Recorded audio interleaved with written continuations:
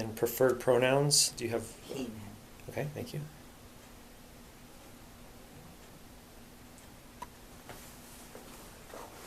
All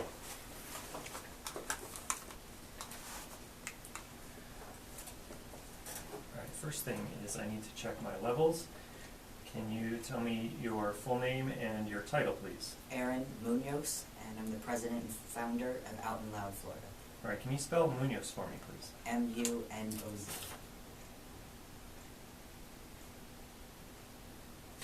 Excellent.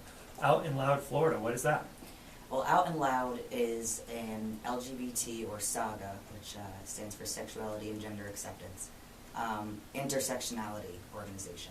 So we focus on reaching out and uplifting people from the margins at the intersections of sexuality and gender, as well as race. So we're here to bridge gaps between racial justice conversations and LGBT or SAGA equality conversations. It's time to stop pretending that those issues exist separately.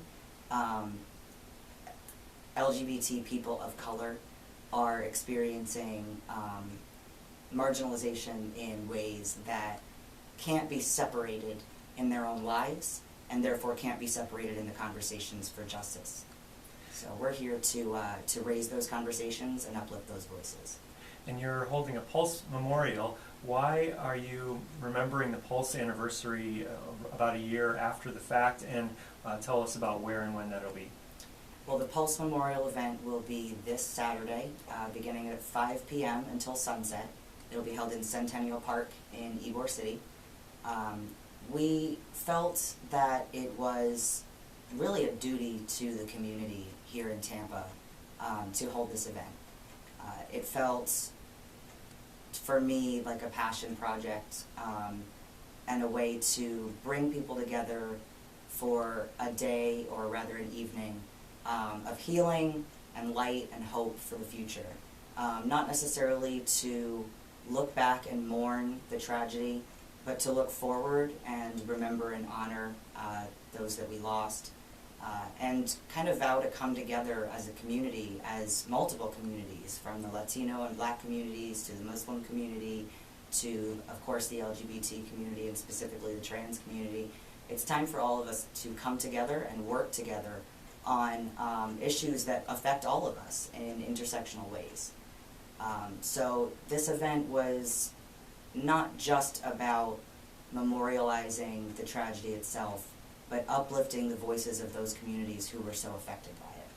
What do you think about the progress in the last year, about things from access to guns to affecting the communities that you were mentioning earlier? I think in this past year, the current administration definitely has put our communities in, some absolutely difficult places.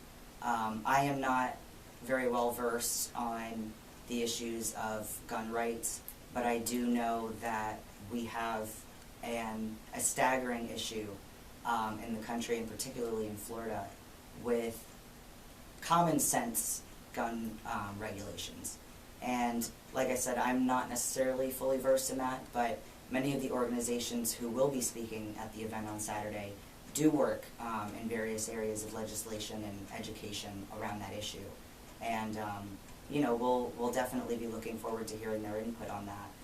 But as I said, the current administration has us all of our communities and the intersections therein, kind of on edge about a lot of different things, from healthcare and mental health care specifically, to LGBT, equality and inclusion laws, all the way on up to gun violence prevention.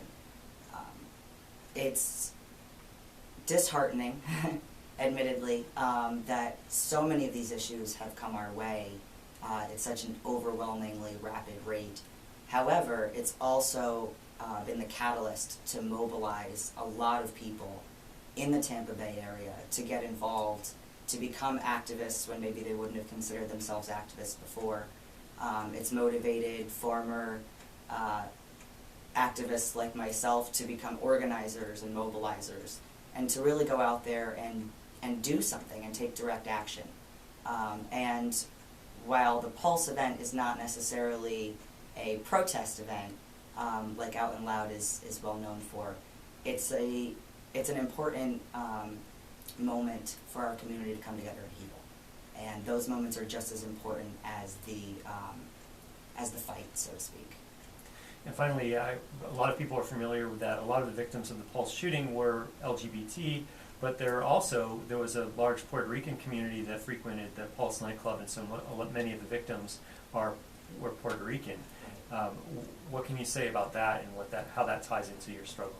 Absolutely. I think it's very important to acknowledge the demographic of the victims. It was not just a nightclub in Orlando. This was a well-known LGBT nightclub. It was a Friday night, which was the well-known Latin night. And these communities are often targeted for very specific reasons. And the Pulse tragedy really is a prime example of how the intersections of race and sexuality and gender have a serious effect on the communities they're in and the overlapping communities they're in. The Latino and Black LGBT communities are dealing with different kinds of marginalization that that cis hetero people of color and that white LGBT folks are not necessarily experiencing. And it's important to discuss those intersections, discuss how they affect each other, and discuss how each of those communities can come together to uplift those who are in those overlapping margins. Well, great, I appreciate your time today. Thanks so much. Absolutely, thank you for having me. All right, give me a second to save all of these things. Awesome.